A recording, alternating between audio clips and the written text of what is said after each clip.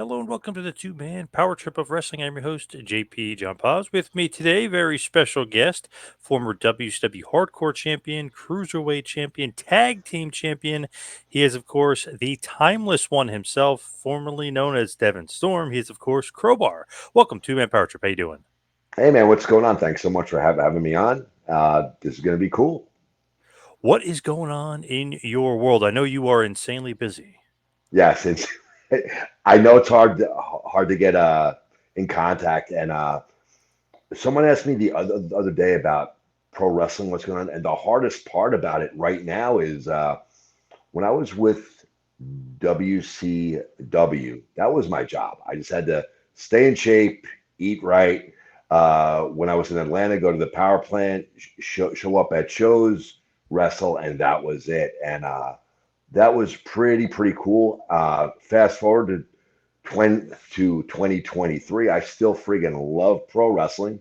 Way back in the day, it was not fashionable or allowed for you to profess how much you enjoy it, but I love pro wrestling. And the hardest part about it now is actually the juggling act of running my business and uh, being a dad, being a husband, like a husband, going to kids' sports, going to kids' activities, going to the gym. It's I love pro wrestling, but that's actually the most challenging part is being the family man and a business owner and trying to juggle all these things and make them all work. Man, and Do be podcasts, yes, too. yes, and do Yes, independent wrestling too, right? I mean, you're yes, still doing yep, indies. sure. Including that, and including that and the podcast. So it's a crazy time, but I'm loving everything that I'm involved in. It's just a really it's a hardcore juggling act. Oh yeah, and sometimes, occasionally, winning the ISPW Heavyweight Championship, right? Oh, you got to do stuff like that once in a while. Pretty cool. Tommy, I've known obviously forever, a buddy of mine, obviously your buddy, but Me too, long time. yeah, Yes, man, my God, I remember going to his conventions and he was talking you up. This is like 25 years ago. yeah. It's like, oh yeah, So I was like, wow, it's still hanging and banging after all these years. Pretty amazing. Still hanging and banging, still having a great time again. Really enjoying myself, especially at this stage. There's no pressure on it. There's no nothing. I'm out there because I genuinely enjoy what I'm doing. I think I do it at a more than modernly acceptable level. I'm having a blast working with the younger guys, working with the older guys that could still go really hard, like Danny Doring. I'm just having I'm having an absolute blast. So it's basically 30 years in the business for you, right? So I mean, how were you able to 32. 32? Holy crap! 32. Yes. Wow. Started when I was So how 17. Oh my god, it's amazing. So how are you able to like still stay in shape and still do it at a high level 32 years later? I think a huge part of it is my physical therapy background. I am a licensed physical therapist for 25 years, and that gives me a knowledge on the body, the anatomy, the physiology, and I know how to deal with and how to manage injuries as they occur. A lot of wrestlers, they're very proficient in going to the gym, going to the weight room, and they think that that translates into knowing how to cure themselves. A lot of wrestlers don't go to doctors, they don't go to physical therapy, they don't seek medical help, and they think they could fix it through the gym or through talking to a friend that knows somebody that knows somebody. I have a firsthand knowledge of how to deal with smaller things and how to eliminate them before they become bigger things. And that's been a huge part of me being able to still perform at a high level. Another thing is that I've really gone through my move set. I know a lot of people say it looks like I'm doing a lot of wild stuff still. Looks like I'm doing a lot of crazy stuff still. Last year, dropping a leg off the top of a cage. People say when I preach safety, that looks nuts. That's I do one move to the inside of the ring off the top of the cage. That's it. I know how to set it up. I know how to do it. I know how to protect myself. and the other guy, and of all of the things that you could do off of the top of the cage, in my opinion, the way I do it, it's one of the safest ways to do it. So outside of that, I've chosen a move set that I believe is very athletic looking, very violent looking, but at the end of the day, very, very safe, where I could both take care of myself, take care of my opponent, do a very crazy, violent, athletic looking match, and have us go to the back unscathed. And for me, that's a huge win. When I go to the back and I yes, guy, yeah, we really went hard. We did X, Y, and Z, right? Yeah, yeah, yeah. You heard it all? No. Fuck yeah, big win. That's what it's all about, right? I mean, safety, Yep. name of the game. Well, Looking not so like, much anymore, but yeah, well, I supposed to believe be. so. Yes. Right, supposed to be look like you're hurting each other, not actually hurt each other. It's what it should be all about anyway. Yes. It always seems to be different for whatever reason. Now it seems a lot of the guys are doing it for real and really getting hurt and not getting the same reaction as the other guys did years ago when they weren't really doing it. It looked like they were doing it. You know what I mean? And I get that too, because I learned this whole safety thing way later in my career than I should have. When I was younger, I did ridiculous stuff, very dangerous stuff. I could point out 3 times in my career where I honestly should have been dead or at that bare minimum paralyzed.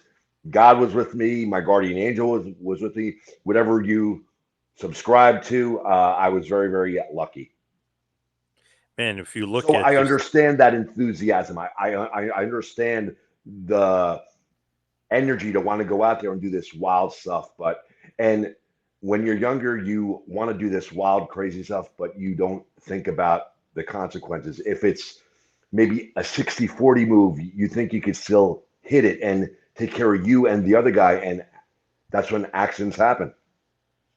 and it just seems like a lot of the guys today, there's obviously a lot of injuries, but it just seems like they're just going crazy, not even thinking about protecting the opponent. Let's just do crazy moves. I'm not going to Mhm. catch the guy on the floor. I mean, there's like a million things I could bring up where they do today, where it's just like mind boggling sometimes. And I was there. I That was me a Fast long forward, time ago. fast Yes. forward though. Now, like, what would you tell the guys? Like, guys, you got to smarten up. I smartened up. But what would you say? The quicker you smarten up, the better. I'm able to do this at 49 years old.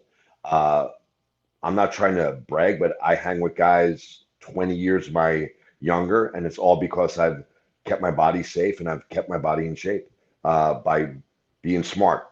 And I learned how to be smart and safe way later in the game as well. And so if you can learn it at an earlier age, you'll add years on to your career.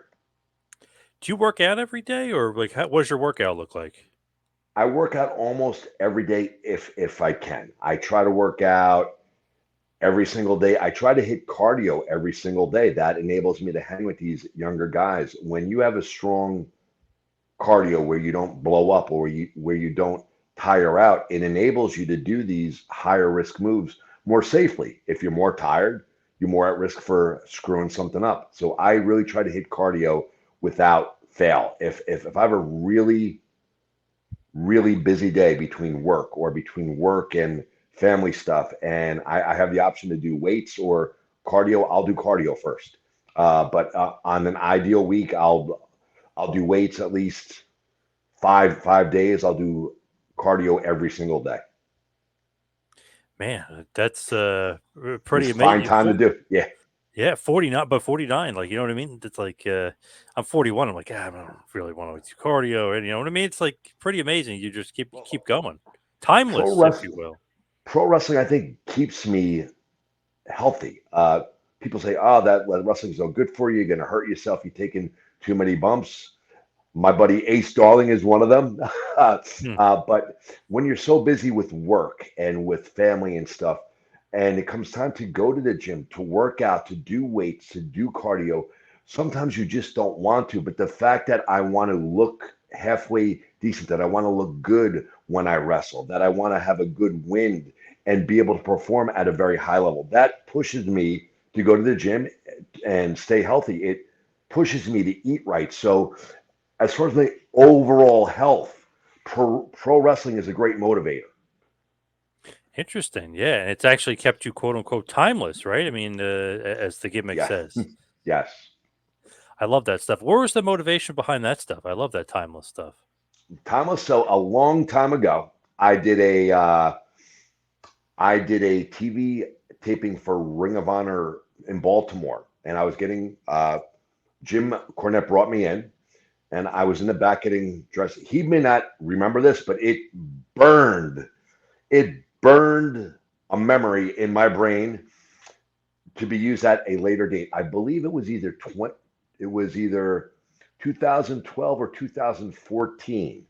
I forget which one, but I was getting changed backstage, and at that point in time, I was still in decent shape and stuff, and I was getting changed. Cornette walked by. He did a double take. He goes, "Goddamn fuck, the timeless Devin Storm," and he walked off. And I took that and I stored it back there. Hmm. That maybe one day I'll use that. It sounded friggin' cool. Yeah, that is awesome. I love So that. And he just said Jim it like Cornette, flippantly. Yeah, yeah, he's like, flippantly. I look good. I guess I looked younger than I should, and I worked better than a guy my age should have. And he goddamn fuck, timeless Devon Storm, and then he just walked off. And I What do took you, that and I stored it in my brain. so what did you like? What made you kind of turn it into that character? Were you doing the awesome thing with the goblet and the awesome promos and stuff? So from there, I sort of let to think of this more uh, edgy character, more kind of Pulp Fiction-y, Eyes Wide Shut-y kind of thing. Uh, but I really wasn't sure what to do with it. So for a while, was wearing all black. For a small period of time, I I had baggy pants like Mang and a corset with a nose to ear ring. And I would come out to the Comanche from Pulp Fiction, bring out the Gimp music, and Yep. but Yep. that wasn't quite it. But it was the start of it. It was the early seeds of what would grow into what we see now, and the whole timeless thing that was the base. And then one summer, I was in my pool with a bunch of friends, Little Guido, Danny Doring, Roadkill, Bull James, and we were just discussing characters. We had a couple beers, of course, and we're all just there floating around. And Danny Doring he goes, "You should just be Chris Ford if you were a prick." And I go, "What do you mean?" He goes, "Dude, you're doing really well with your business. You don't need wrestling. You choose to wrestling. So it's like this weird uh, addiction, this weird fetish you have that you just gotta wrestle. It's a compulsion, but you don't need to, and he goes, you're smart, you're a businessman, you're well off. He goes, just kind of think about what uh, Chris Ford would be if you weren't a nice guy that we all know, that if you were a prick." That was the exact verbiage right there. And it kind of evolved into this with this promo thing. And I guess in 2019, the end of 2019, I had this idea for me, my wife Dina, wearing the Mardi Gras Venetian mask. I had a bodyguard, Adam, who's still with me. They both still work with me from time to time. The big guy in my videos, he was a great story. He was actually a patient of mine, wrestling fan, came in to my practice. I treated him for a tendonitis. We bonded over wrestling. I referred him to a local wrestling school. His first handful of the matches, I worked with him, and he became the bodyguard ed, uh, slash administrative assistant slash sommelier, wine steward, whatever. He's this big, multi-talented guy. And I'm out there with my wife. we're wearing masks. It's kind of like eyes wide shut. We're weirdos, and it really is an amplification of real life. I'm not trying to be snarky at all. I'm not. Life is good. Thank God. I thank God every single day. The business thrives. It's growing each year to year. We're the physical therapy practice to go to around here. Thank God.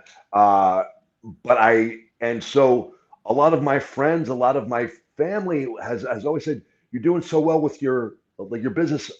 Why are you risking getting hurt wrestling? Why do you do this wrestling?" And it is just a genuine love, a compulsion, a need to do it. I don't need to do it, but I want to do it. It's this visceral compulsion of something I have to fulfill, and that kind of is this timeless character with an amplifier on it, if that makes sense. Based on reality, blown way out of the proportion by the. I'm not a wino. Hmm. I swear I'm not. I don't live in black and white. I very rarely wear a suit. Uh, but we've kind of made this kind of neat, cool character.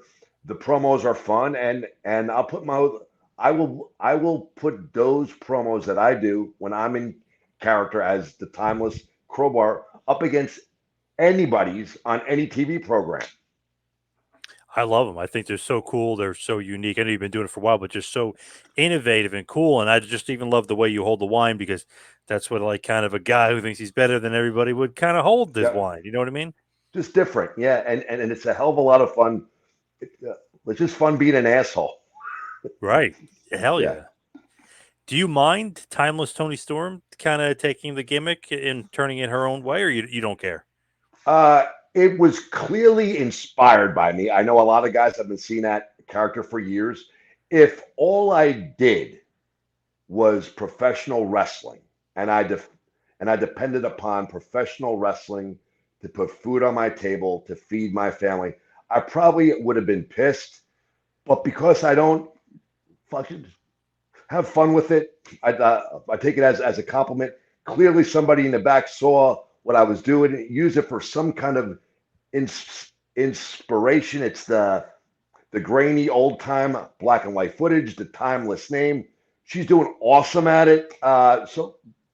But the fact that there's nothing in this for me, there's no urgency for me to make tons of money as a pro wrestler. So have fun, Tony Storm. You're doing fucking great.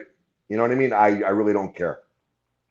Did anyone ever say anything to you like about it? Just not even just from AEW, just any wrestler say, "Hey, Tony Storm's kind of doing your gimmick." Tons of people, tons Oh, and tons and tons of people. But I don't care. Imitation is the sincerest form of flattery. She's kind of taken it in a different direction. I still say clearly inspired by my stuff. I'm sure it wasn't her. I'm sure it was somebody in the office. They all see my stuff, and it's cool. I don't depend on this stuff to pay my bills, to feed my family. Life is good. My business is great. If it was the other way around, maybe I'd feel differently. I really don't know because I'm not in that situation. So have at it. Have fun, and it's cool.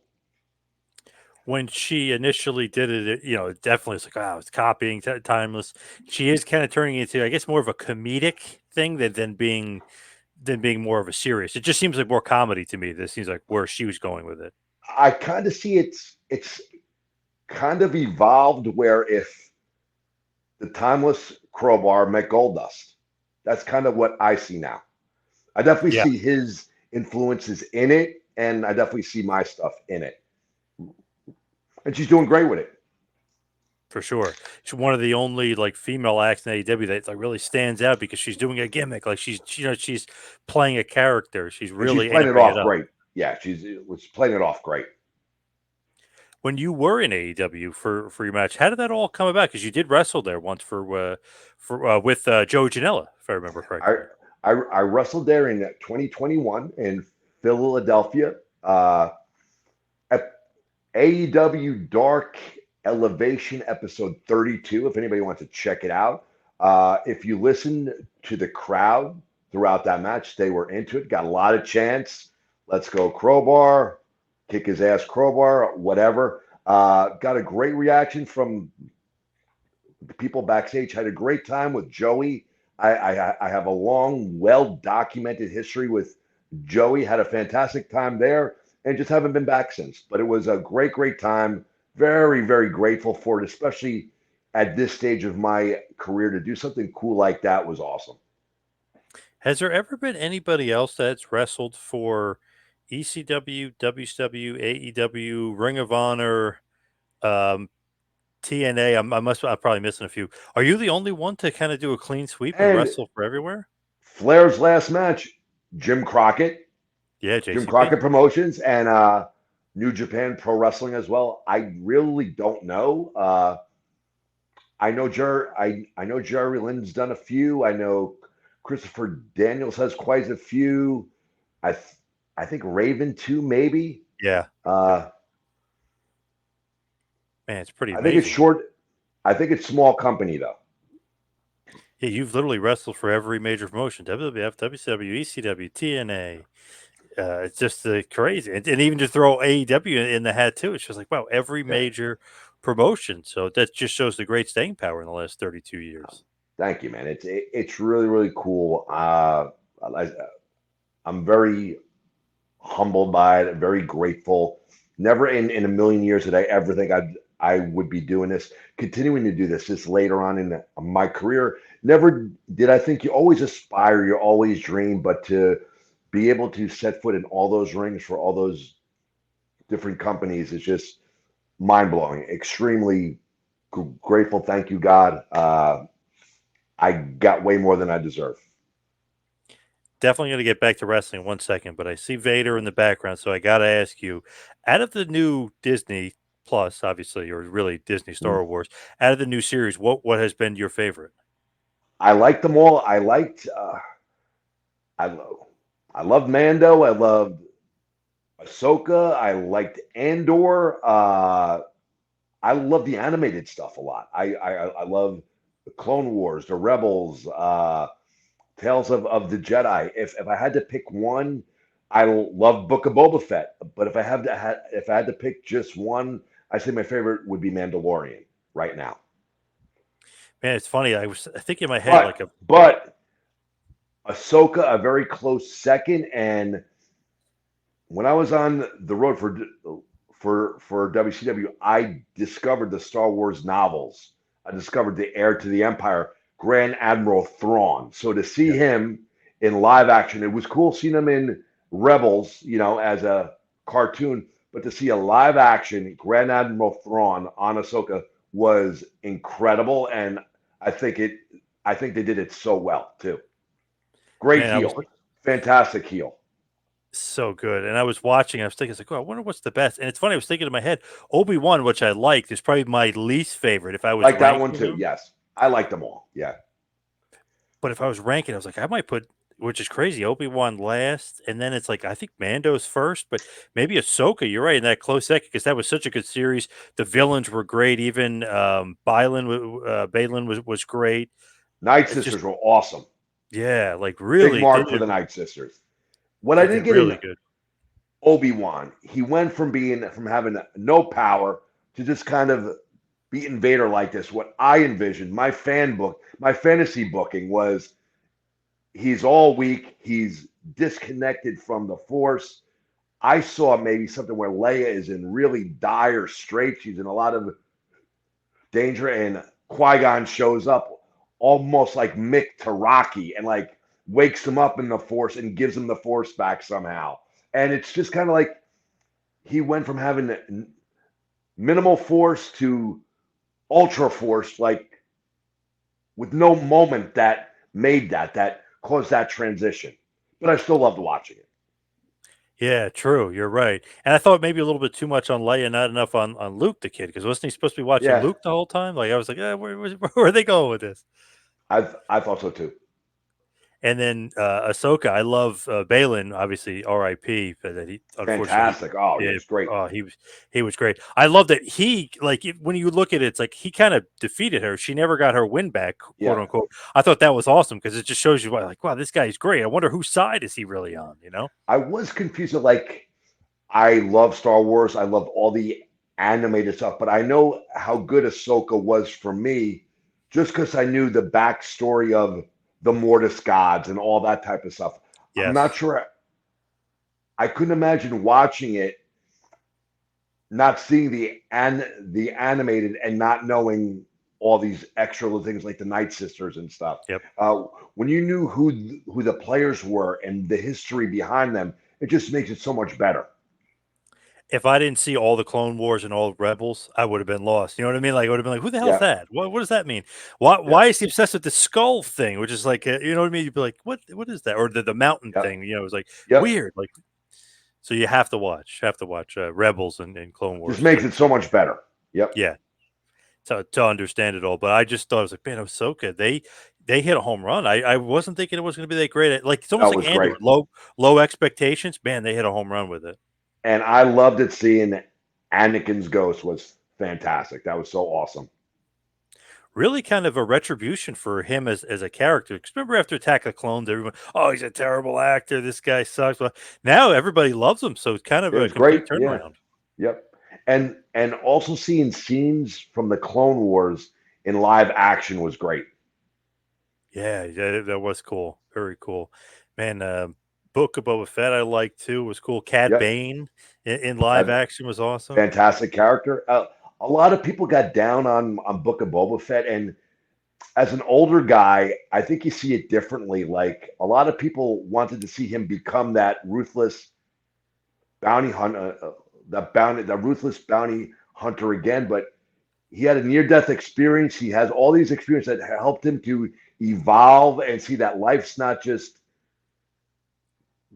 going out to kill people for money. And he becomes humanized, but he's still a badass.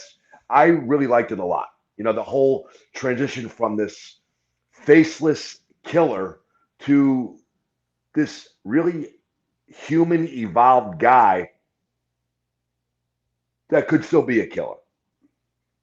And the great thing is at the end with him and Cad Bane is he gets the final victory over him. If you know, obviously, if you know the backstory, he knows him from Yeah. Clone Wars. He's kind of his mentor. He's the protege. Ding in Like, the so, helmet, the ding in yep, the helmet too. Yep. yep.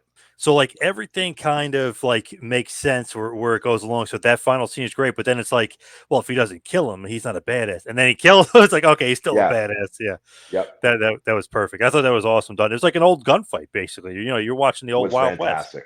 Yep. I So agree. Great, great scene. So, what are you looking forward to next? Like, what's coming out next for Disney? Is it Andor season 2, or what are you looking forward to? Bad Batch season 3 is out, I think, next. Oh, it is. Okay. Another great show.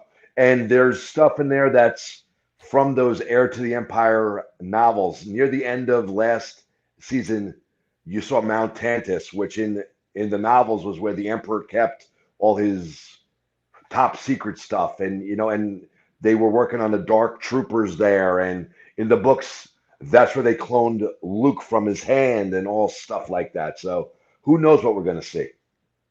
Man, it's so cool. Like when you look at how much possibilities and kind of where they can go, and supposedly this Mando plus Ahsoka plus Boba Fett movie that's Yep. coming out from Filoni and Favreau. So like, man, they got a bunch of good stuff coming down the pike. I can't wait. Yeah, looking forward to Ahsoka season 2 too. Whenever that hell that comes out, that'll be good. Yep. And I hopefully agree. Mando's not done. Hopefully. I I saw they on Facebook. I'm not sure if it's true or not. It said that Mando season 4 would be released as a movie. I don't know if it was clickbait or not, but I was at work and I saw it super quick, and I did not have. I saw the headline, did not have time to click on the link. Just too busy.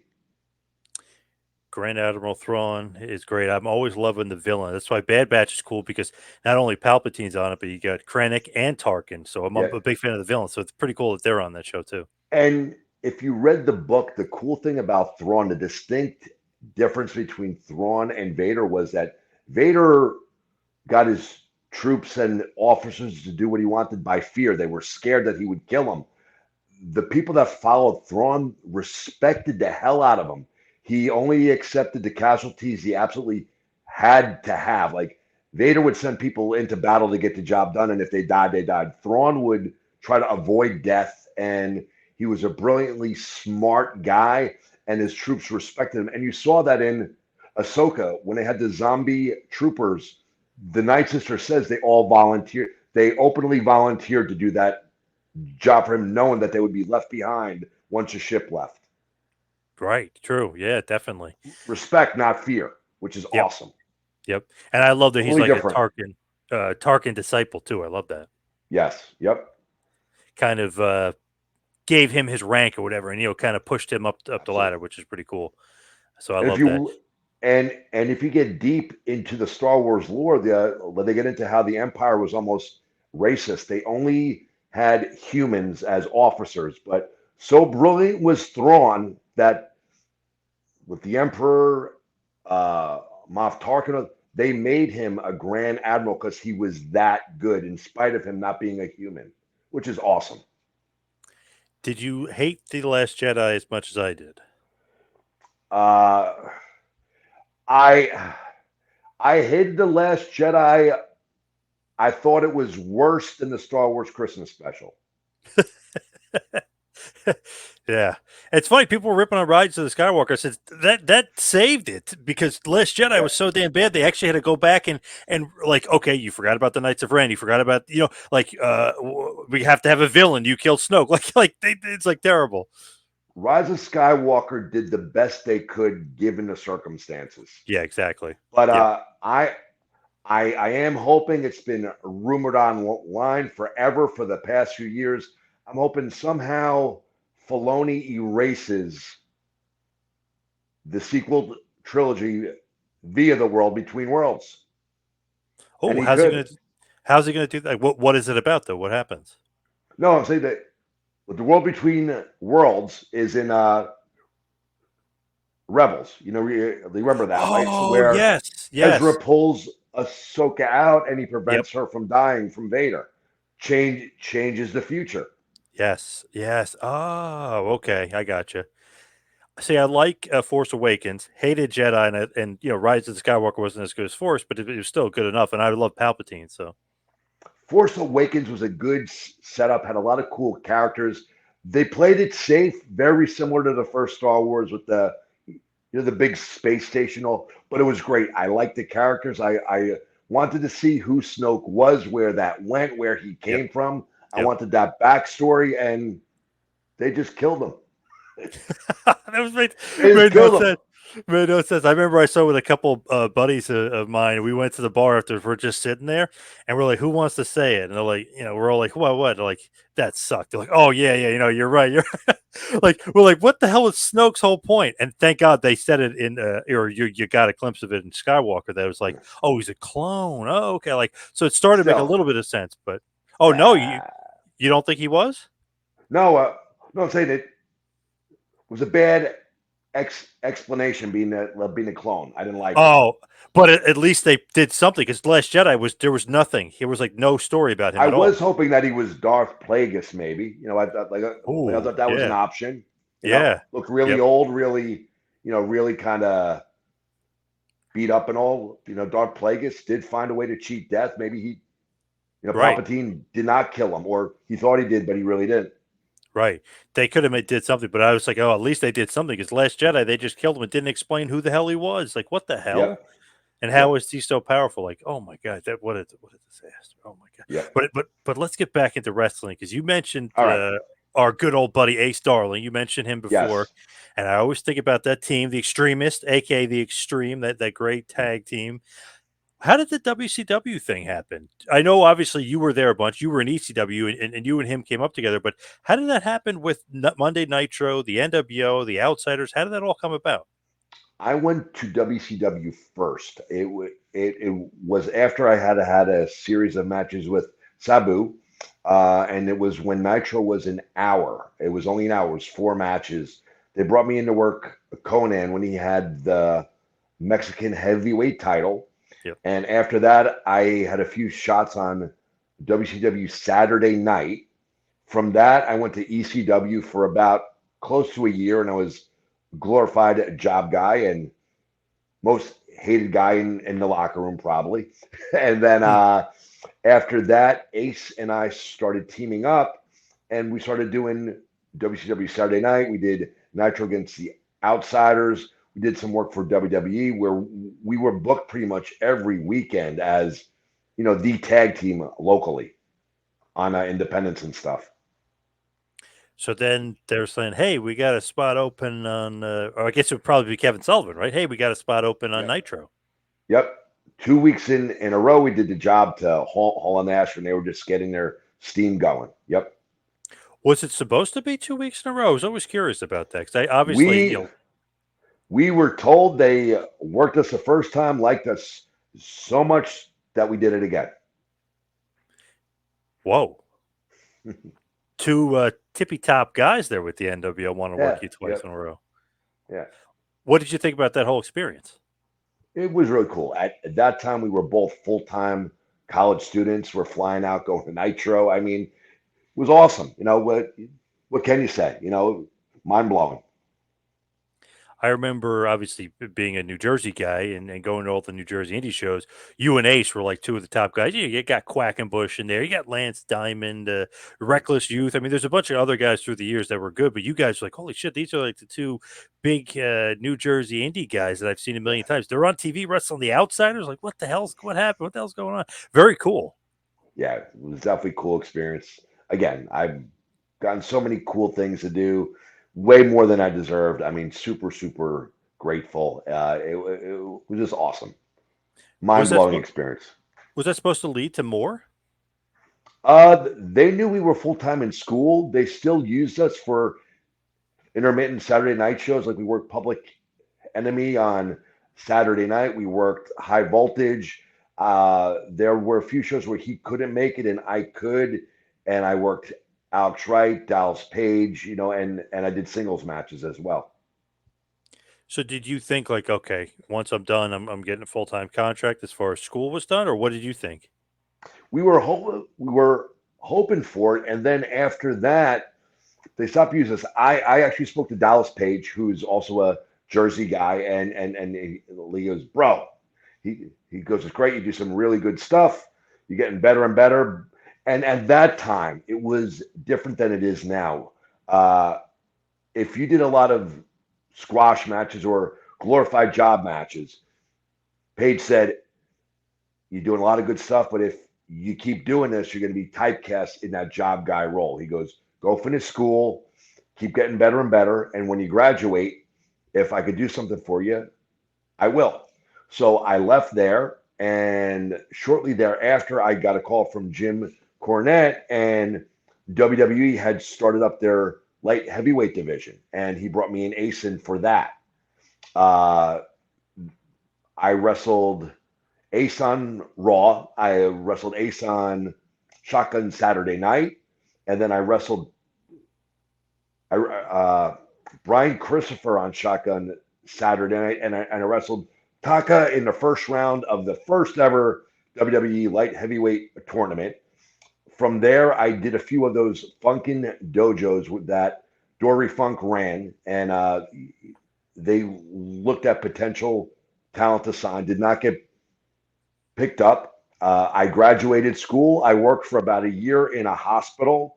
And after about a year, I got signed to WCW. I love that. Cornette remembers you, and obviously years later he gives you the timeless name. But pretty cool. Cornette always popping up in your history. He's uh, Jim Cornette has done so much for me. I can never say a bad thing about him. He's done so much for me personally. He's always a great guy when I see him, and I'm really cool with a lot of people that hate each other. It's so funny. I guess I'm a diplomat. Like the Crowbar character came about by Vince Russo. Gave me great opportunity. I can never talk anything bad about Vince Russo. I'm a grateful guy. How could Jim Cornette's done tons for me in my career. These guys happen to hate each other, but each one individually did so much good by me. I can never say a bad word about either one of them. And that's just two examples right there. When you do go to WCW and you do get signed, who actually signed you though? Is it Sullivan or is it or would it be Russo and them? Eric Bischoff Oh, Bishop. via Okay. Dallas Page. At that time, I'm not sure who was the head booker, but it was before Russo came in. So I got signed. Page goes, "Hey, I got your deal. I just want you to get really sharp so I don't look bad. Come move down here, go to the power plant for me." I said, absolutely. 2 weeks later, I moved on down. I left my job. I packed up my house and everything, and I went down there. And I was at the power plant and did about 5 or 6 shows on Saturday night as a more gothicy looking Devon Storm with the dark hair. Billy Kidman wrestled him, wrestled Vampiro, Mike Sanders, Jamie Noble, Chuck Palumbo, Booker T, and then the last match I had was against Chris Benoit that got the highest rating that Saturday night had gotten in quite a long time, which got some attention. And so the story goes, as I was told, I flew into Denver, Colorado. Saturday night was the next day in Vail, Colorado. The crew was coming back from Nitro the night before. They were all at the hotel bar. I had checked in. I went down to the hotel bar to get something to eat, and my hair was down. I had a black leather jacket on, and I guess I looked kind of mean and gritty and like badass. And I guess Vince Russo had never seen me before, inquired who that was, and yada yada yada. I became David Flair's tag team partner. And where's the name come from? Where's the Crowbar name come from? At that time, David Flair was playing a crazy guy. He was stalking women backstage, With the gimmick, yeah. and and he was hitting people with a crowbar. So they came up with this skit. It's on Thunder, December of 1999, sometime. Uh, David Flair's with Daphne, and they're out in a car doing crazy stuff, and they're being pursued by Vampiro and the Misfits. David and Daphne pull into a gas station. I'm the guy there pumping gas. I'm crazy.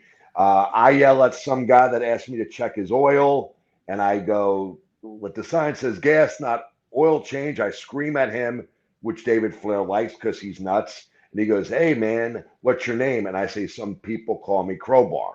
And he's been hitting people with a crowbar. So we get this psychotic connection there. And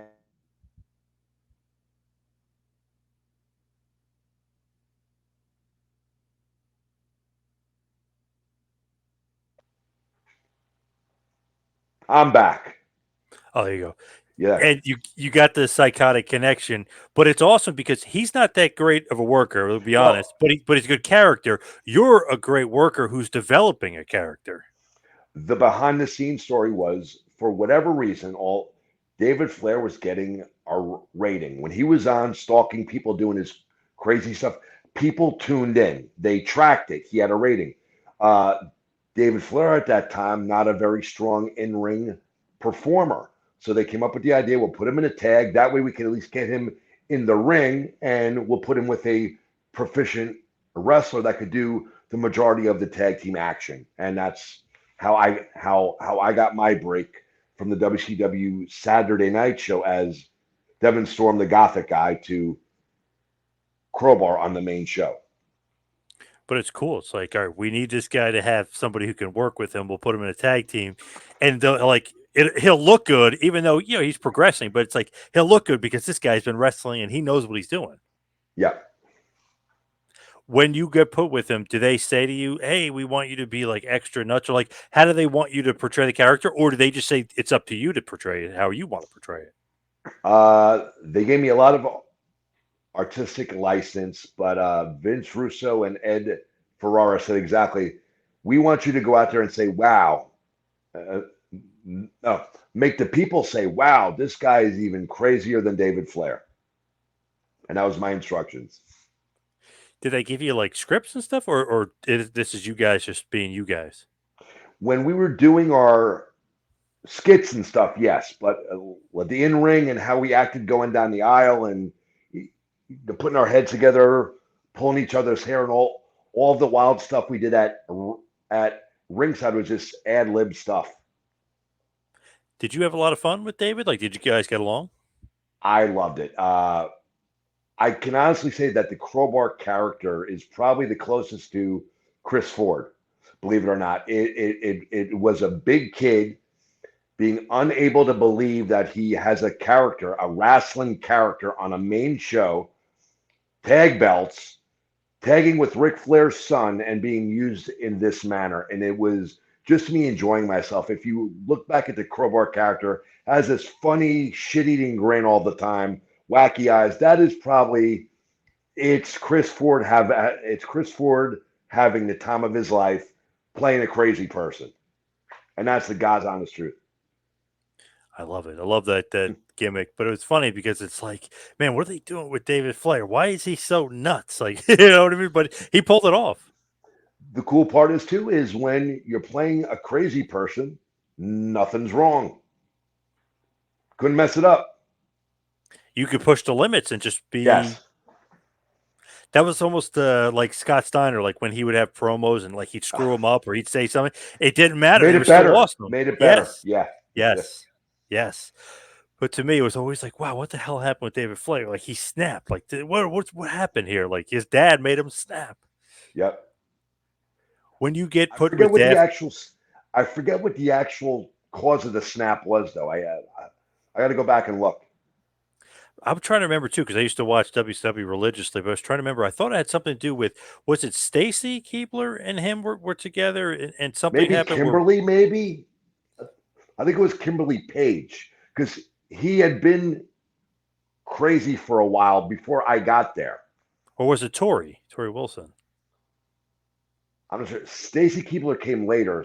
It was either I think it Yeah, it was might have been Kimberly Page. I think okay. I think it was Kimberly, And then or maybe it I'm, was Tori.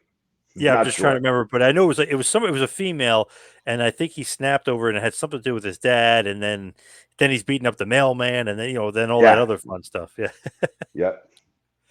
When you look at that pairing, not only with him but with Daphne, what'd you think about her? Because it just seemed like you guys were just gelled perfectly together. Like she fit the mold with you guys. We were three young kids in a great spot and just having a great time. No drama, no nothing, no wondering how long it was going to last. Just enjoying ourselves.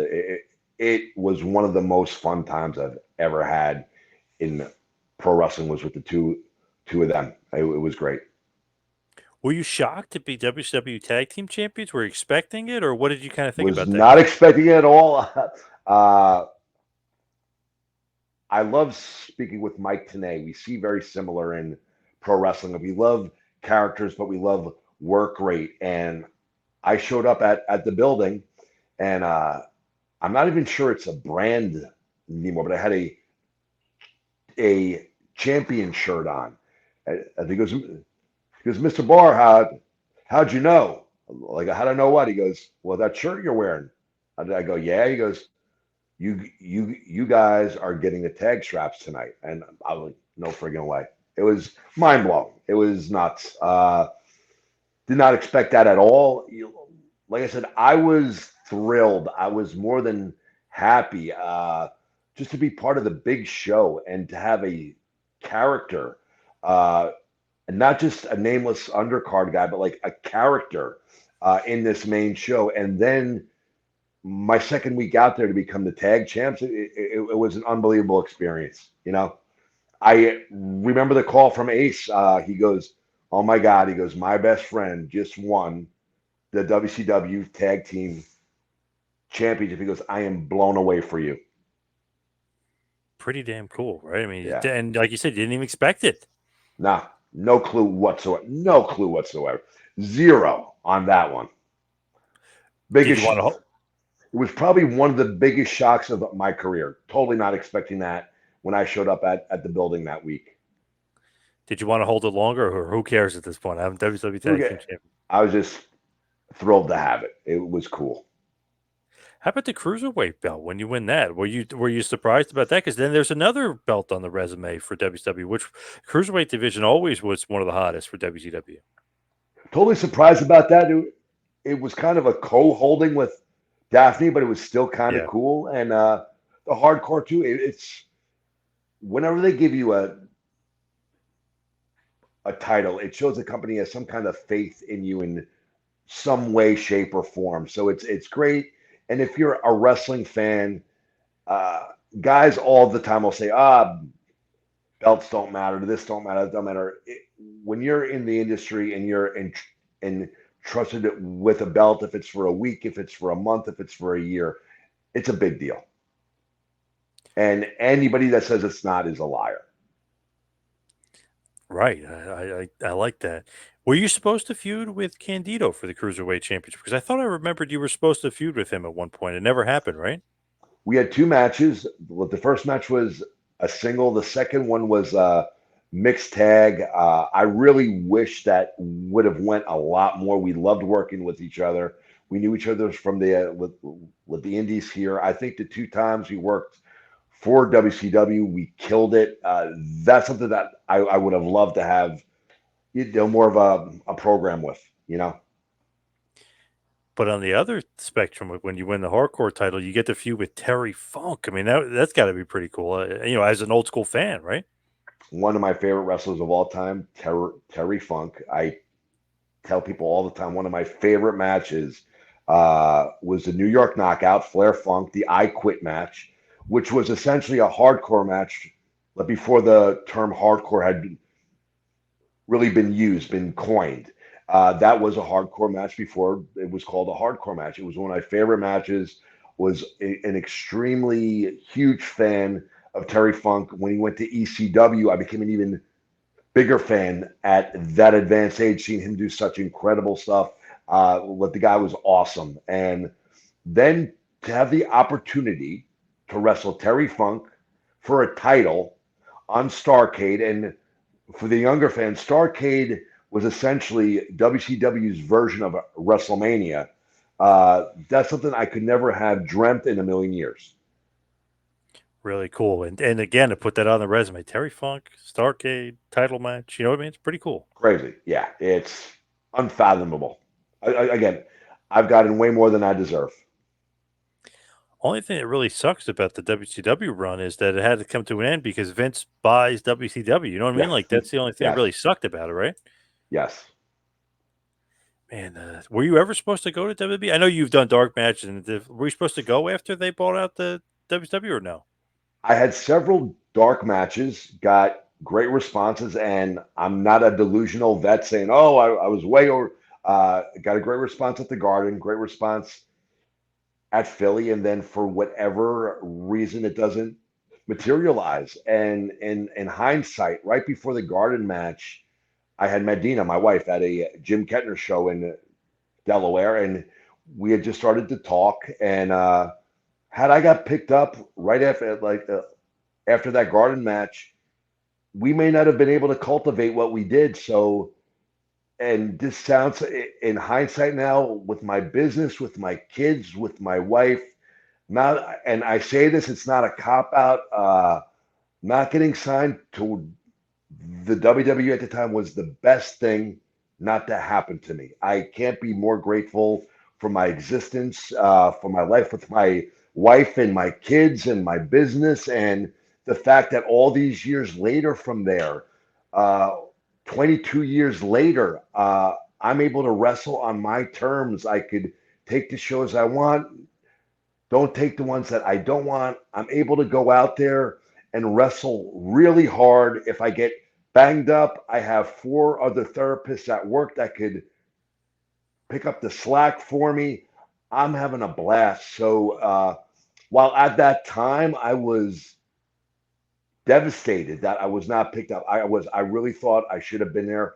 I knew what I could do had I given was I given the opportunity to be there. But often you don't see stuff until it's in the rear view. not making it was the best thing not to happen to me, and I thank God for it every single day. Wow, worked out for the best for sure. Yes. As we hit the wind down, we head towards the finish here. Where's the favorite place you've ever worked? 'Cause we talked to you worked everywhere. Where's your favorite place that you worked?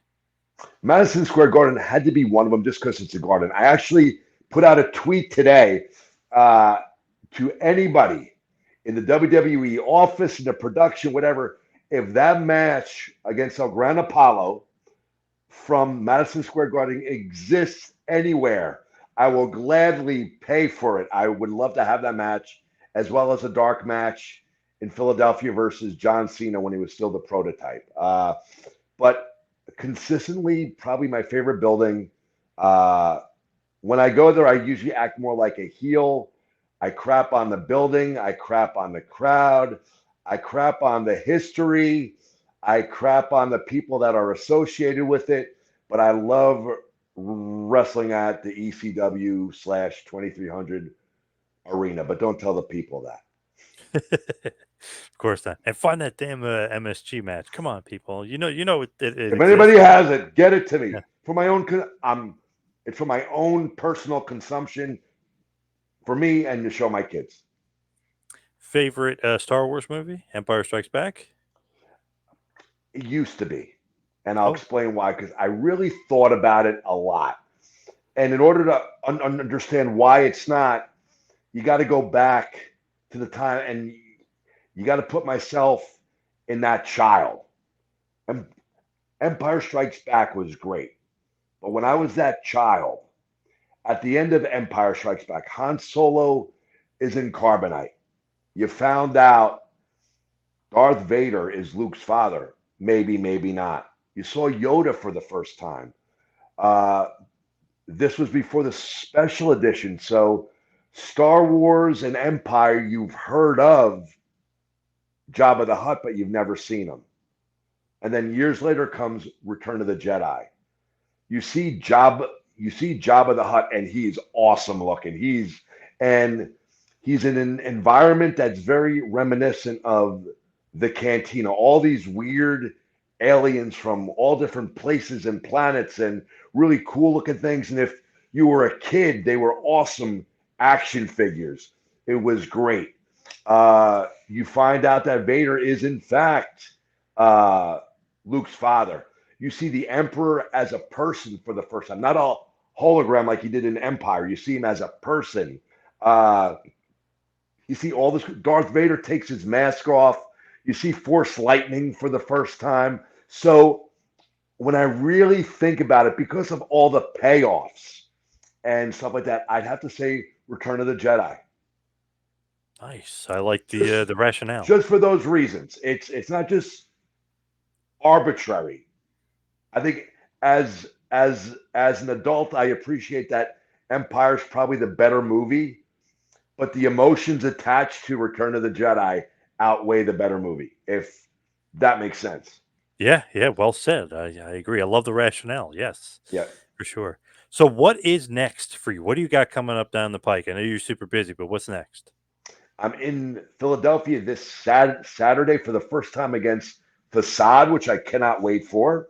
Uh, I'm in Barnegat for ISPW January 20th or the 30th. On the 29th, I'm wrestling for Outlaw Wrestling, and who knows what pops up in between then. I have been known to, if there's a local show and I want to get a workout in, I have been known to just kind of show up unannounced and say, "Hey, you got room for me?" Oh, I like that old Just school because I style. just just if I'm free that night and I'm feeling froggy and I got to scratch that wrestling itch and it's not too far from home, I'm may just show up. I love that. Now, where can everybody find you, social media and otherwise? I basically just do for wrestling Twitter or X at WCW Crowbar. All right, awesome. Crowbar, Devon Storm, Chris. Thank you so much for all the time. Thank Really you so appreciate much, it. man. Thank you, dude.